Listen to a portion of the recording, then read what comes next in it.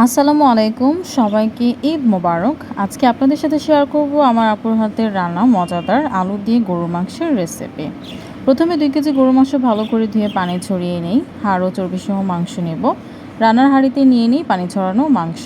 এর সঙ্গে মেশাই পরিমাণ মতো আদা বাটা, রসুন বাটা, স্বাদমতো মরিচের গুঁড়া, স্বাদমতো লবণ, হলুদের গুঁড়া, ধনিয়ার গুঁড়া, গরম মশলার গুঁড়া এবং পেঁয়াজ কুচি ভালোভাবে মেখে ম্যারিনেট করে রেখে দেবো কিছু সময়। প্রেসার কুকারের সয়াবিন তেল গরম হয়ে এলে কিছু জিরা, দারুচিনি, তেজপাতা, ছোটো এলাচ, লবঙ্গ দিয়ে হালকা ভেজে নিই।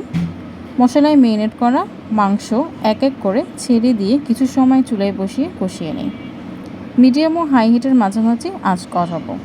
5 মিনিটের জন্য ঢেকে রাখবো। এরপর ঢাকনা তুলে নেড়ে নেব। এভাবে ঢেকে রেখে কষাবো।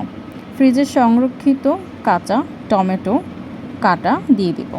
20 থেকে 25 মিনিটের জন্য কষিয়ে নেব মাংস। যত ভালোভাবে কষাবো খেতে তত সুস্বাদু হবে। মাংস থেকে বের হওয়া পানি শুকিয়ে তেল ভেসে উঠলে মাংস সেদ্ধ করার জন্য প্রয়োজন মতো গরম পানি দিয়ে দিব। মাঝে মাঝে ঢাকনা তুলে নেড়ে নেব।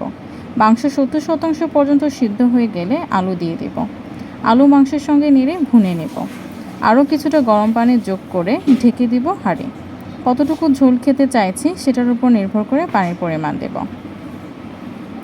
নামানোর আগে জিরা গুঁড়ো ছিটিয়ে নেব। তৈরি হয়ে গেছে মজাদার সুস্বাদু আলু দিয়ে গরুর মাংসের ঝোল।